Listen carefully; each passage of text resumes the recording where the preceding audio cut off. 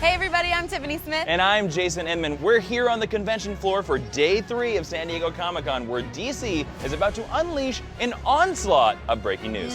We are serving up an all-you-can-eat buffet of delicious movie updates, so get ready, because DC All Access starts right now. Yum.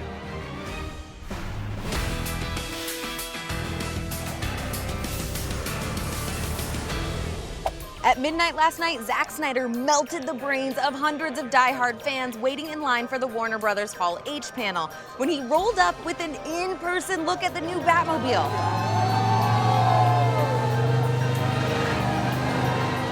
I'd be willing to bet that San Diego saw a suspicious drop in crime rates while the Batmobile cruised the streets of downtown.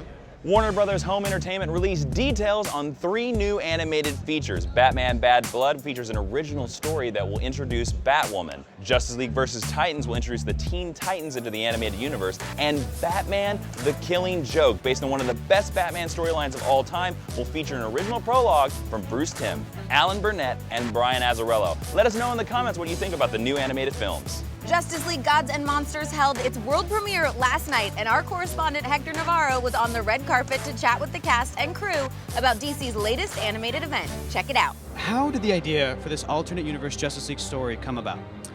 It basically started with a conversation that I had with my boss, Sam Register.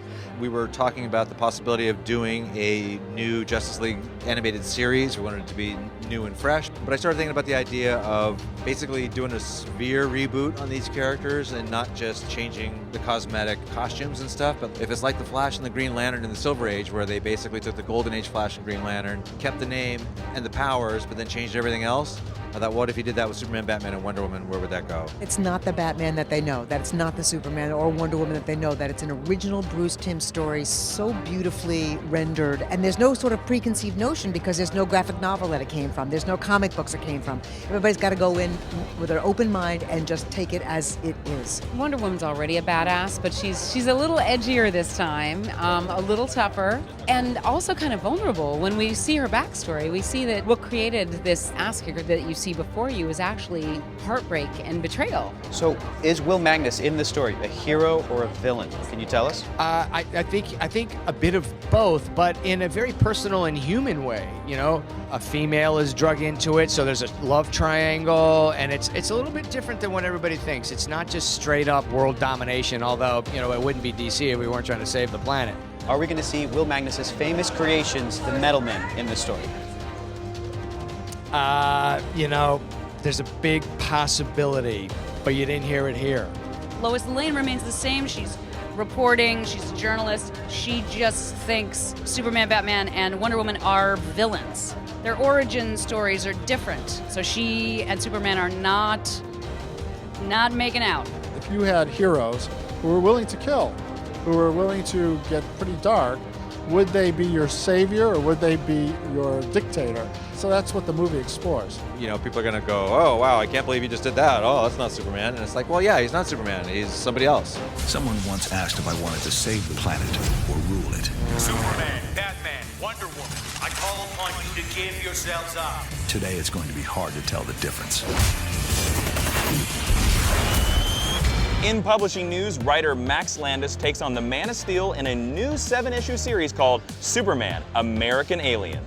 Each story tackles an important moment in Clark Kent's life as he develops into the iconic hero he is today, with art from 7 leading comic book artists, including Jay Lee and Francis Manipool. The series crashes to Earth in November. Hot Topic continues to roll out awesome clothes for DC, and they've got a slew of items available at Comic-Con. Special SDCC correspondent Hector Navarro has all the sweet style and details. What new DC designs is Hot Topic premiering? Hot Topic always has a great assortment of DC merchandise in stores. What you're wearing right now is one of our new football jerseys featuring a Batman design. We also have a lot of summer tanks. We have hoodies. We have lots of Harley Quinn stuff. We have sweatshirts, varsity jackets, so a lot of fun stuff in stores. Let me ask you a question, Dara. Looking at me, you barely just met me a second ago. Am I more of a Batman or a Superman? You look like the mysterious type, so I'd say a Batman. Really? I have glasses, really? That's awesome. That's great. You just made my day. Thanks so much. That's fantastic. And finally, don't forget to track down all the exclusive Day 3 swag from around the convention floor. Keep your home office safe and adorable with Funko's new Batman v Superman pop figures. The Caped Crusader and the Man of Steel have never been cuter. If you're looking for the hottest new accessory at the con, stop by the DC booth for a DC Superhero Girls Cape. While you're there, pick up an exclusive Midnighter #1 SDCC Variant Edition, only available today. And last but not least, head over to the Junk Food website for exclusive Batman v Superman shirts, including a new design revealed today. That's it for today, but we've got another full day of convention coverage, so be sure to click subscribe for all the latest news. And make sure you guys are following us on Twitter for all of the live updates coming directly out of Comic-Con. Hey, now that we're done with this, let's look at those Batman v Yes, Superman let's pop do figures. it.